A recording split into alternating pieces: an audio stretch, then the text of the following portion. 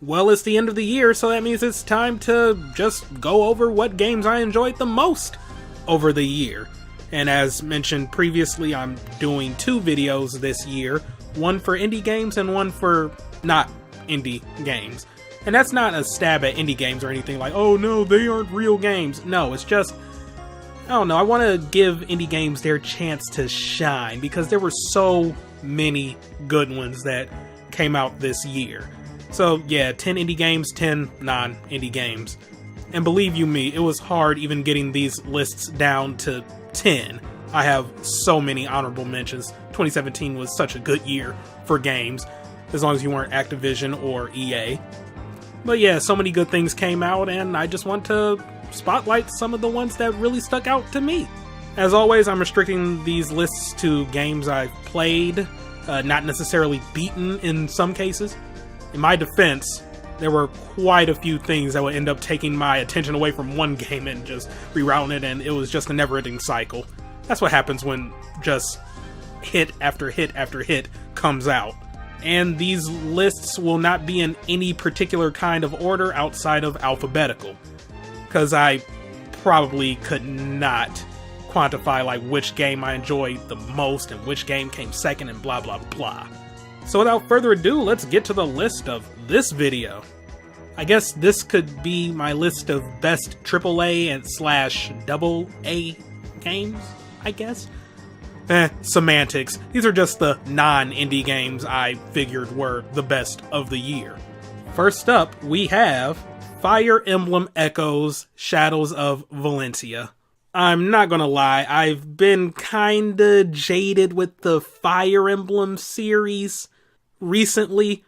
I mean, don't get me wrong, I really liked Awakening, but Fates, I wasn't really a big fan of the whole, like, 3 games thing. And I didn't hear too many amazing things about that like I did with Awakening before I bought that. And then when the mobile game came out and Fire Emblem Warriors was announced, I just figured, we're kind of getting oversaturated with Fire Emblem. But then Fire Emblem Echoes, which is a remake of Fire Emblem Gaiden, I believe it's Gaiden, like that was announced and they were like, oh, it's gonna be more like old school Fire Emblem. I was like, okay, you know what, I'll give it a shot. And this game consumed my life for a nice portion of the year. Honestly, I could go on forever just talking about the good things in this game, but just to keep it brief, because we got a lot of games to get to, the music, outstanding.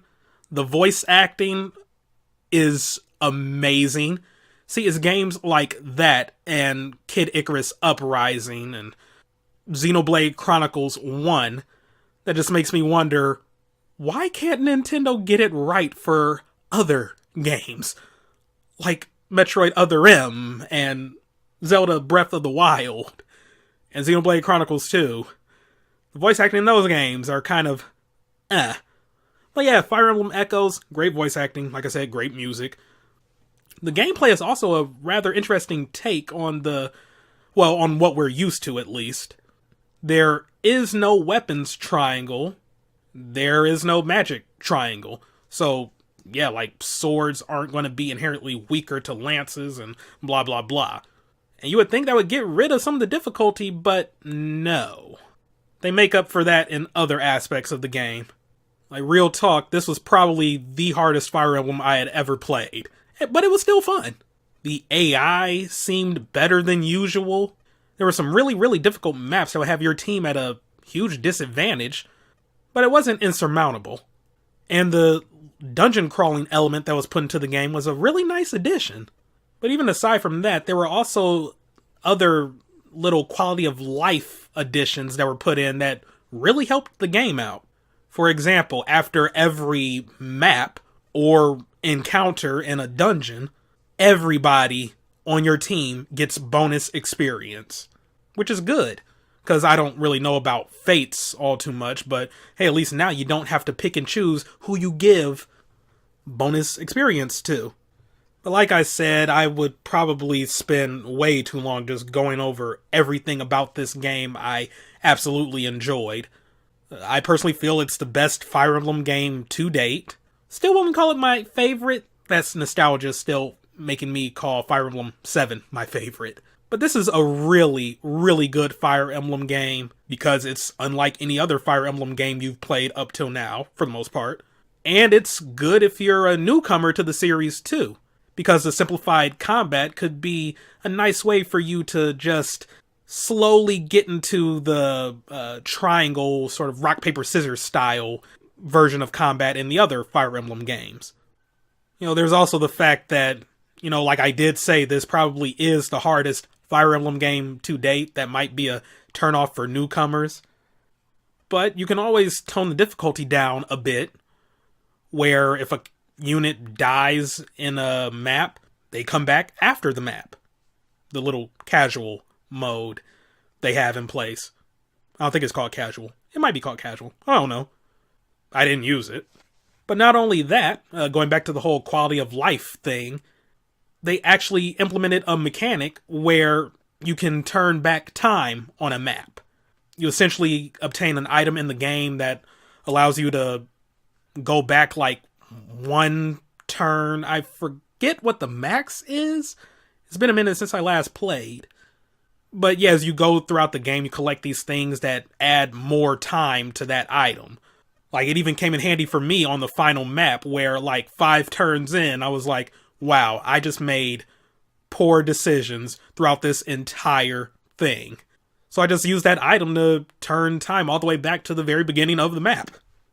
It's also really useful for if you make a mistake or you send, like, that one unit off not thinking that they would get attacked or surrounded, or you think your odds are really good in a fight, but then that enemy gets a lucky critical hit.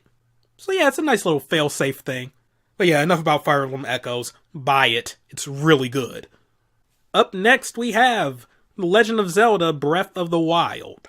There's really not much I can say about this game that hasn't already been said. As far as my own experience goes with it, it just felt like I was a kid again. I know that sounds really cliche, but I was playing this game like how I would play games when I was a kid, where I was not focused on the story at all. I mean, the story is, well, I mean, it's a decent enough story for a Zelda game. Not the most in-depth one, but it was alright. But for the first 40 hours or so, I was just exploring. Not really focusing on the main quest at hand, just trying to find all the different shrines and fool around with the world and just have fun. And then after a while, I decided, you know what? I might as well just get started on the main quest. Yeah, this is a Zelda game you can really play at your own pace. Like, once you leave the starting area, you can explore every nook and cranny of Hyrule, fight all the monsters, go to all the little mini shrines, talk to all the townspeople, do so many side quests, find so many Korok seeds, do all the main dungeons, and then properly equip yourself to fight Ganon. Or you can just mitigate the process entirely and just go straight to all the main dungeons in any order you want, then fight Ganon. Or you can even mitigate the process even further by just going straight to Ganon. Yeah, it is possible. It's tough, but possible. And it really seems like they got the Zelda game they were really trying to go for when they made Link Between Worlds, which is another Zelda game where you can just sort of do anything in any order that you want. Though it's still a little more structured than Breath of the Wild is. Now, I'm not going to sit up here and call it a perfect game. Like, it starts off really tough. I heard quite a few people describe the beginning of the game as Dark Souls-esque, and while I have yet to play a Dark Souls game or Bloodborne, despite owning Bloodborne, I know, I'm terrible.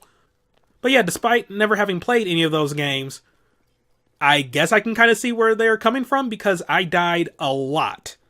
Thankfully, the game doesn't really punish you that horribly for dying. All you do is just restart not too far from where you were, with no real punishment. Like, you don't lose rupees or anything, so yeah, dying is not that bad. But once you get a hang for the combat and boost up your equipment, you'll be dying far less often. And if you're really good at finding shrines and really improving your equipment, most everything outside of bosses will just be a complete and utter breeze. So yeah, it's probably one of the weirdest difficulty curves you will ever see in a Zelda game. And the weather can be a bit annoying at times. Like, if it's raining, you can just give up on climbing. Like, you will not have a fun time climbing things when it's raining. Just no. And as I mentioned when I was talking about Fire Emblem, the voice acting in this game is not good. Some characters are far better than others, but it's kind of rough. It is kind of rough. I would not fault you if you chose to play this in a different language with subtitles or something, because, ooh boy, even Zelda herself was just, yikes. And the VAs, they tried their best, but the directors could have at least did a better job of guiding them. I mean, Zelda always sounded like she was about to cry. But yeah, those minor faults aside, and I do consider them minor faults. Like I said, just a really good Zelda game, and this is going to be what Zelda's going to be like going forward. At least as far as the 3D Zeldas go. I can't wait. Hopefully they'll have ironed out some of the little kinks along the way, but I'm sure they will. Up next, we have Metroid: Samus Returns. Might come under fire for this one, but I don't really care. I enjoyed the game. I have not played AM2R, a Metroid 2 remake. And I do have my ways to obtain it, yeah. But regardless, I still feel this was a really, really good Metroid game. I mean, it conquered the amazing feat of making Metroid 2 playable. That's outstanding. It also added some really cool features that I hope become a mainstay in the Metroid series. Namely, the interactive map. I like being able to place markers on a map in a Metroidvania. It's really good. Also, the teleport feature. Really, really good. Quick travel in Metroidvanias. More of that. Please. Thank you. Yeah, not really much to say about this. I mean, it's Metroid 2, only better. Far, far better. In that you actually have a map. Samus does not move like a snail. And you can actually navigate. The parry system is alright. I mean, I don't hate it, but it's not as cool as like the whole little counterattack and fatality system that Other M had. See, I can say positive things about Other M as long as it's not about the story or voice acting. The music, not really much to say on that front. It's Metroid music. Though I was not expecting remixes of other Metroid themes to come out here. That took me by surprise. And it was very welcome. I may have screamed like a schoolgirl when I heard the Red Soil theme just remixed out of nowhere. God, that's such a great theme from Super Metroid. It's so simple, but great. Yeah, it looked good. You really felt like a badass when you're just killing everything with Samus, and the boss fights were actually fun. In the original Metroid 2, you were essentially just shooting missiles at the Metroids until they stopped moving. In this game, you actually had to implement some kind of strategy for most of them. Granted, that strategy was kind of just, like choosing the right moment to parry and then just really letting into them with the shots. But that still adds a lot more than just simply dodge and shoot missiles.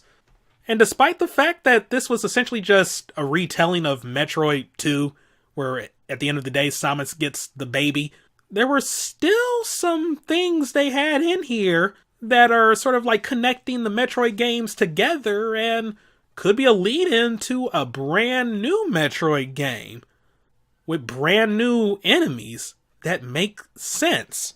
I don't want to go too in-depth into it, for spoilers and whatnot, but let's just say maybe not all the Chozos are dead, and maybe we might see the X-Parasites showing up in other places. Oh, one minor thing, I wasn't kind of a fan of the final boss. yeah, the final boss was not in fact the Queen Metroid. There was a boss that came after her.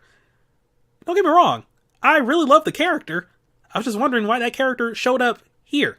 Because it kind of doesn't make too much sense with the Metroid timeline, but whatever. But yeah, Metroid Samus Returns. It's a playable version of Metroid 2. And it's a really good Metroid game in its own right. Up next, we have Puyo Puyo Tetris. Going into this, I had never played a Puyo Puyo game. So I was kind of at a disadvantage for that half of the game. But they actually have really nice tutorials for both Puyo Puyo and Tetris in this game. And by the end, while I'm still not a Puyo Puyo master, I feel I can hold my own. Probably not against the best of them, but hey, you know what? Might not have the worst showing in the world. The story mode for this game was surprisingly amazing. The writing is spectacular. I didn't know any of these characters, but by the end, I kind of wanted to play the games where they came from. Though I'm not 100% sure, I believe the Tetris characters might have been created just for this game, don't quote me on that. But yeah, the Puyo Puyo characters all came from their respective Puyo Puyo games that released over the years. Yeah, each character was just really fun and vibrant. The voice acting was great. Like I said, the writing was just spectacular. I was laughing throughout the entire story mode, and I did not want it to end. It's just an all-around fun game. Not really much to say about it. If you like Tetris, you'll like this game. If you like Puyo Puyo, you'll like this game. If you want to see what happens when you combine both into one weird puzzle game, you'll also like this game. And obviously there are Puyo Puyo only modes and Tetris only modes and blah blah blah. There's also a really good online aspect to this game too, where you can play ranked matches in like Battle Tetris and Battle Puyo Puyo and all that other junk. There's also tons of customization options too, where you can change the look of the Puyos or, you know, what kind of Tetramino you want to use. You can meme it up by just changing everything into Sonic if you want. You can even change the VAs for certain characters. But all in all, it's a fun game. I really have nothing bad to say about it. It consumed my Switch for a good 2, maybe 3 weeks, where I was just playing nothing but that. And it's really worth picking up.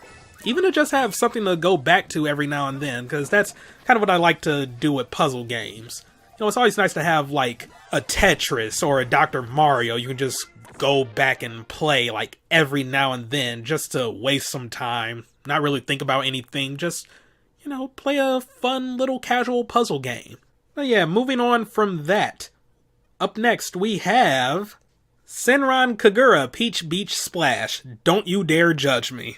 Admittedly, this game won't be for everybody. Like, it's a definite must-play if you're a fan of the Senran Kagura series. And on its own, it's a really, really fun third-person shooter. Tons of different characters and guns to choose from. And it plays really well.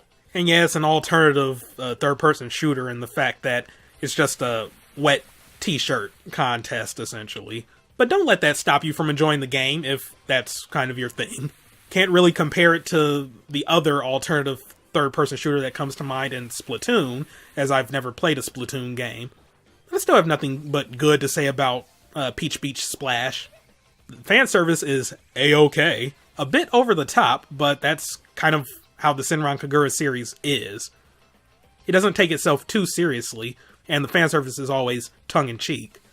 It's an all-around fun game, solid third-person shooter. Fun if you're playing by yourself, or if you're doing co-op or playing against other people, and yeah, nothing but good to say about this. Like I said, highly recommended if you're a fan of the Senran Kagura series. And even if you're not, this is a nice little introduction to the series, so you get to learn about some of the different characters and their personalities and their backstories and whatnot. Not for everybody, like I said, but there's still a really solid, good game in there, which is more than what I can say for other fan servicey type games.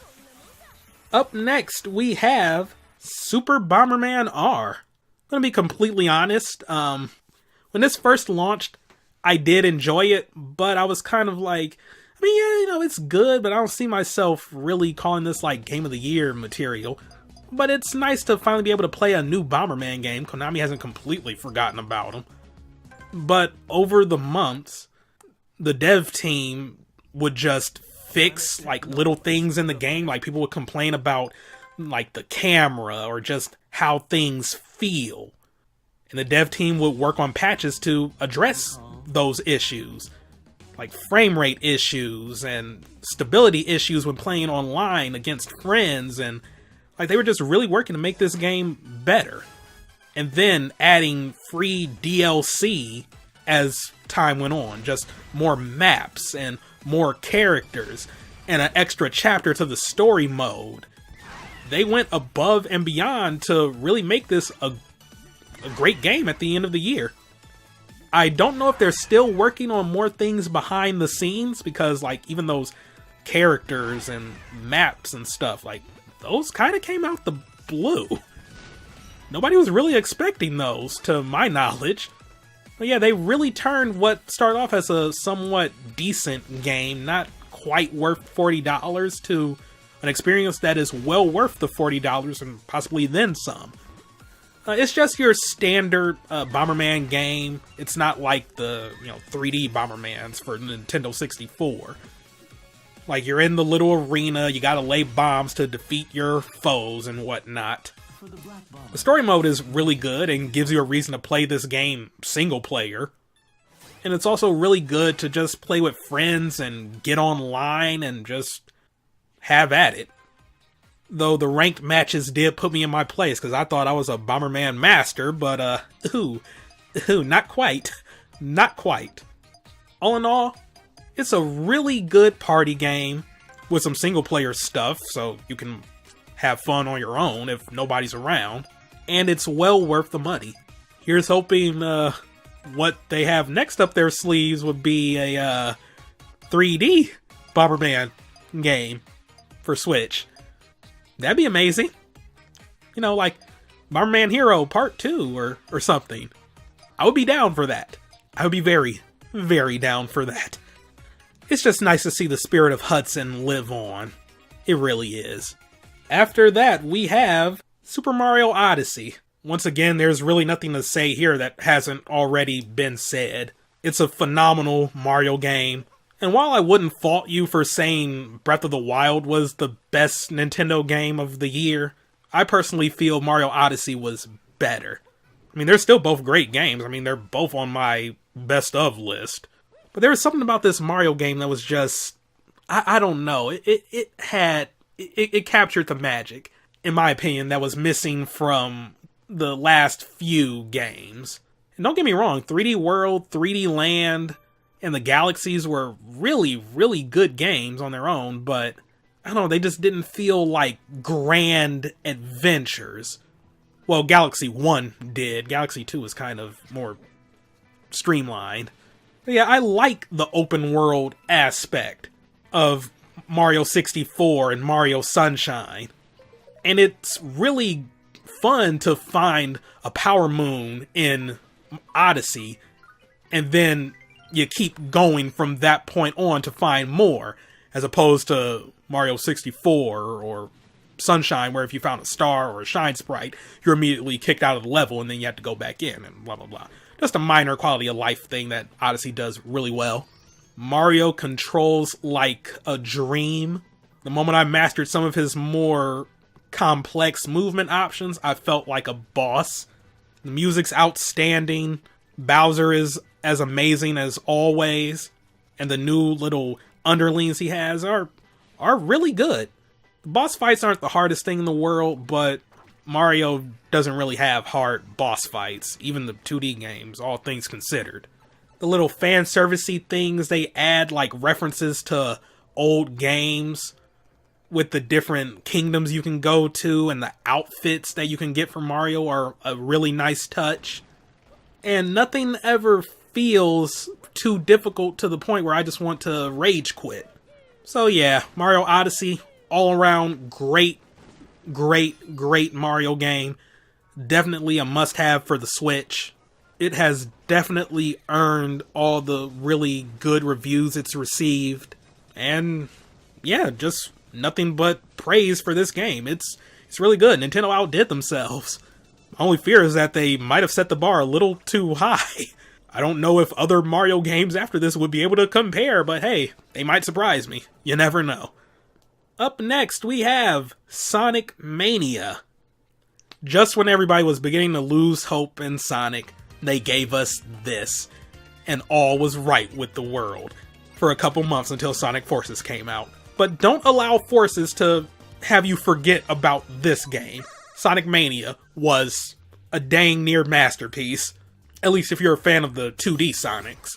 While I am probably one of the 6 fans of Sonic 4, I will admit Sonic moved kinda slow in that game, because they try to give him realistic momentum. Oh dear God, why would you do that? Whereas in Sonic Mania, Sonic is back to his speedy roots. The level design is outstanding, with so many branching paths and hidden little nooks and crannies everywhere. It's so good.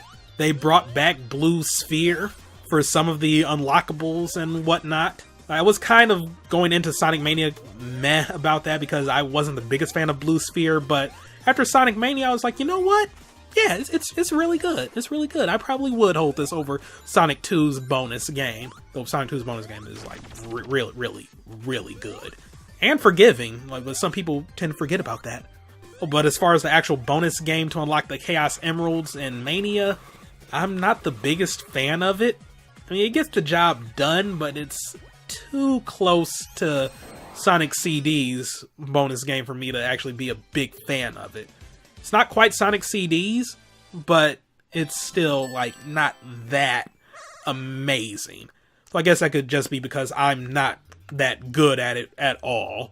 Like, across all my files, I think I'm at most at like 3 Chaos Emeralds. So, yeah. But going back to the game itself, just like Sonic 3 and Knuckles, you can choose between playing like solo Sonic, Sonic and Tails, or Knuckles. Each one obviously has different strategies you would implement to get through the stages, and of course, playing Sonic and Tails makes the game a little bit easier because you have an extra attack right there in Tails. And obviously Tails by himself can fly, and Knuckles can glide and climb up walls and junk. But it's still nice to see the different changes that happen in the levels when you're the different characters. And it gives you an incentive to replay the game. The levels themselves are a mix of old and new. And while I do like the nostalgia aspect, like going back through all these original like 2D Sonic levels and seeing what the devs did to make them new, I still would have preferred a couple more like flat out brand new levels, because the ones they did add specifically for this game were amazing and really stood out. And I want more of that. I mean, hey, if there's going to be a Sonic Mania 2, hint hint, Sega, we might be able to see them show a little more originality. And of course, the music in this game, just A+. I mean, you can always count on Sonic to have good music, though. Like, even the bad Sonic games have, you know, a couple, like, good music tracks to make you think, like, man, just imagine if this game didn't suck. That would make this song even greater. But yeah, Sonic Mania, really good if you're a fan of classic 2D Sonic.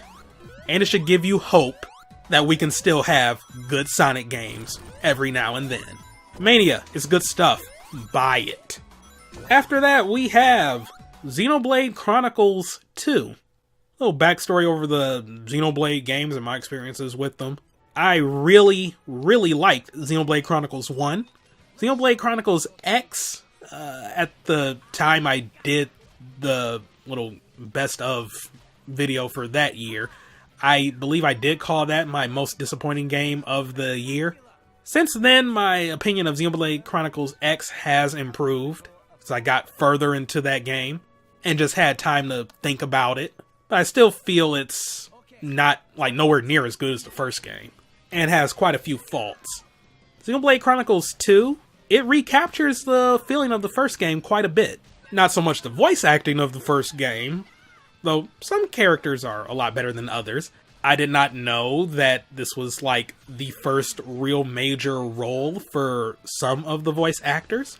Don't quote me on this, but I recall somebody saying that this might have been the first role ever for the voices of Rex and Pyra. If so, that would explain quite a bit, but I'm not 100% on that fact. Voice acting aside, the music, story, and gameplay are all huge steps up from Xenoblade Chronicles X, although there are no skells that you can ride around in. That's a bit of a low point right there. But hey, at the end of the day, not every game is going to have giant mechs that you can control and just have fun with. Though with that said, more games need giant mechs that you can just control and ride around and have fun with. The combat is still, essentially the same as the previous games. They just tweaked it a bit to add a little more strategy to it. And unfortunately, it does kind of fall into the same pitfall that Xenoblade X did, in that the beginning of the game is kind of slow. But admittedly, it's nowhere near as slow as Xenoblade X was. But you're actually thrown into combat and actual exploration far before, you were in Xenoblade X. And they do throw a lot of information at you at first, and it can be a bit overwhelming. But just take it bit by bit. Don't be afraid to go back over the tutorials in the menu. And soon you'll, get a grasp of everything. There is a sort of, loot box / gashapon system in this game. But unlike other games that have these systems in place, you don't spend actual real-world currency on them. You can buy these little cores in the game, some common cores, some rare cores. And these cores can give you new weapons. Yeah, the gimmick with this game is that, there are spirits inhabiting all these different weapons and blades and whatnot. That's kind of how we have Pyra, and that's where that ice woman with the bad back came from, among others. But yeah, that system is in place for you to sort of gamble with the cores to get new weapons. It is kind of messed up if there's a particular special blade you want, and for some reason, they do the good practice of removing rare blades from the pool when you get a rare blade, but that doesn't apply for the common blades. I get where they're coming from with that, but at the very least, if you're going to do that, at least make it possible to increase the odds of rare blades somehow. Obviously they do have rare cores, but that doesn't guarantee you a rare blade. Or cap the amount of common blades you can get. Now, to be fair, that's really only going to be a problem if you're just a completionist. You obviously don't need the rare blades to beat the game, but they're nice to have, and they have their own little scenes and stuff, and they're just really fun to collect. So all in all, Xenoblade Chronicles 2, big step up, in my opinion, from Xenoblade X. It's right up there with Xenoblade Chronicles, in my honest opinion. And it's a solid RPG to have on your Switch right now. And finally, the last game on this list, Yakuza 0. Holy crap. This is my first real experience with the Yakuza game. I did get Yakuza 5 sometime last year when it was on PS Plus, but I hadn't played it yet. And I had heard some people talk about Yakuza all the time, but, I just never really got into the series.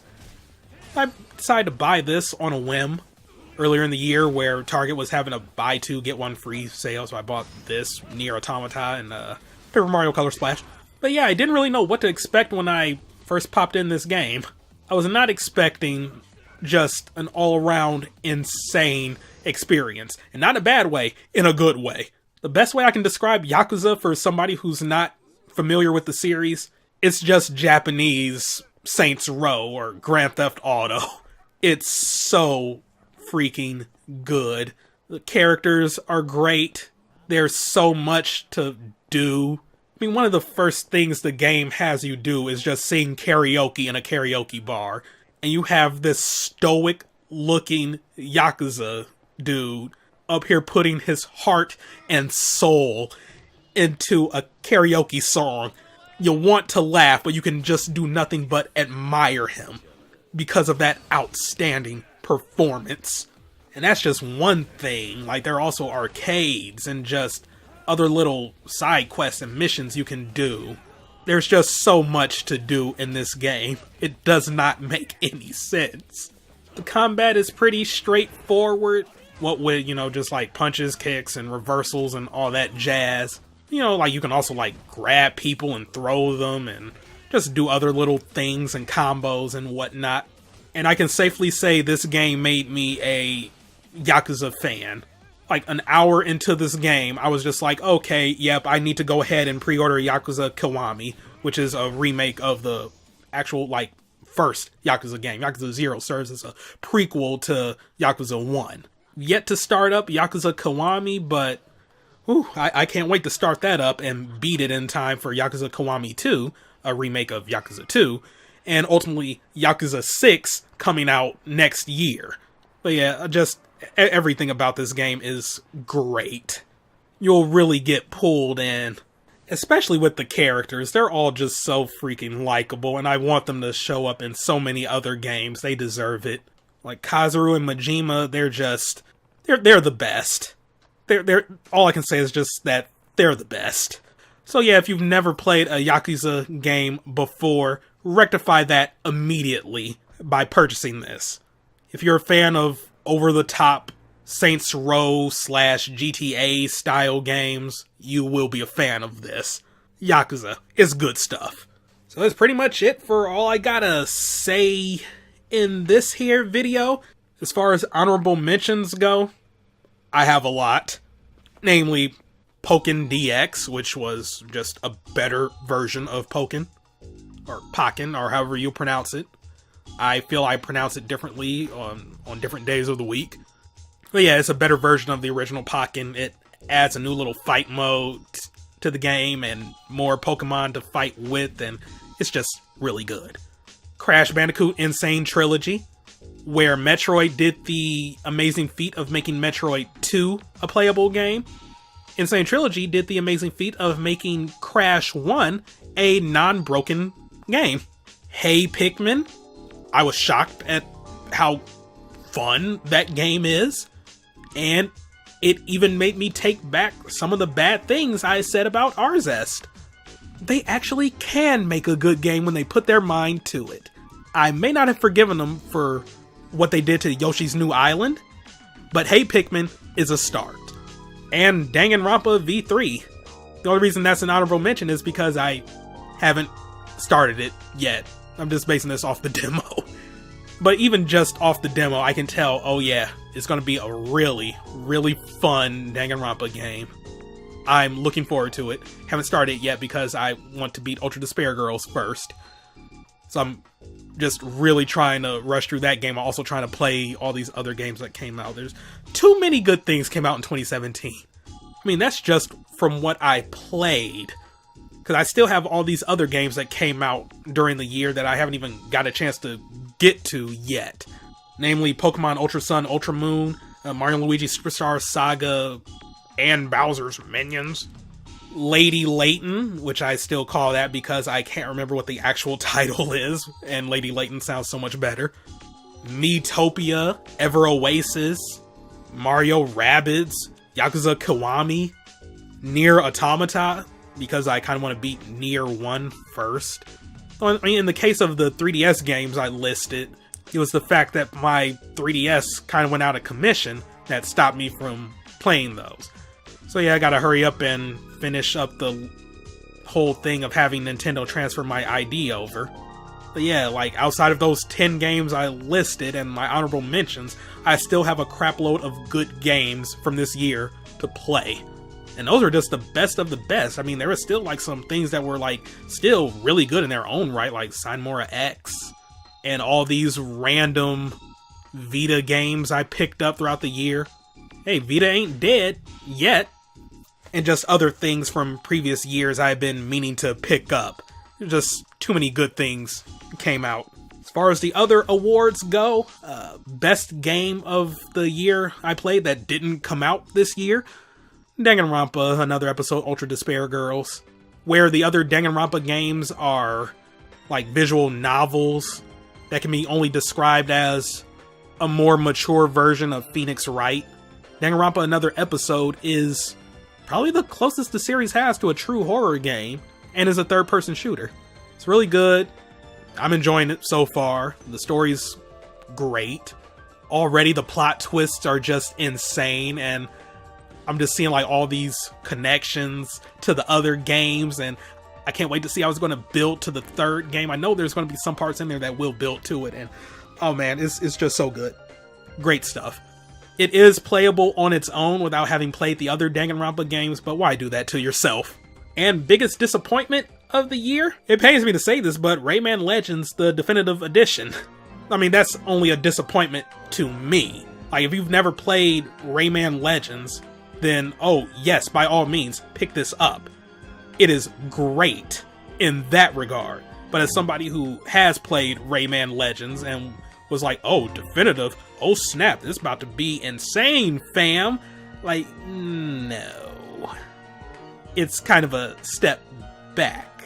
And it needs a little more than just an extra Kung Foot mode to really make it worth the purchase, if you already own Rayman Legends. Not to mention the fact that the loading times are utterly ridiculous. I wouldn't call the loading times a deal breaker, but I mean, considering Rayman Legends on PS4 and Xbone has no loading screens, and the loading screens of the Wii U version were so quick you couldn't really do much before the level would load up. Yeah, that's why it's kind of weird that this game just takes forever to load. And I know it has to do with like compression and all that jazz, but still. Not to mention it would have been nice for it to have a couple more new levels, maybe some more music levels. It didn't, which is a shame. Like I said, I mean, it's all around, it's still a good game. If you never played Rayman Legends, by all means, pick up this version if you have a Switch. If not, then yeah, pick up Rayman Legends for one of those other systems. But for me, I just found it disappointing. It's really only definitive in the costumes you can have, and an extra Kung Foot mode, like people actually play Kung Foot. So yeah, to go over the best non-indie games of 2017 again, in the order that I have them in my notes, so not even alphabetical order. Shame on me, I know. Legend of Zelda Breath of the Wild, Puyo Puyo Tetris, Super Mario Odyssey, Xenoblade Chronicles 2, Yakuza 0, Sonic Mania, Metroid Samus Returns, Fire Emblem Echoes Shadows of Valentia, Super Bomberman R, and Senran Kagura Peach Beach Splash. So what were some of your favorite games that came out during the year? Let me know down below, and here's hoping 2018 will be just as good for video games as 2017 was. I mean, 2017 set the bar kind of high, but with some of the stuff announced for 2018, hey, it might be able to keep up. Who knows? Anyway, see you all next time. Goodbye.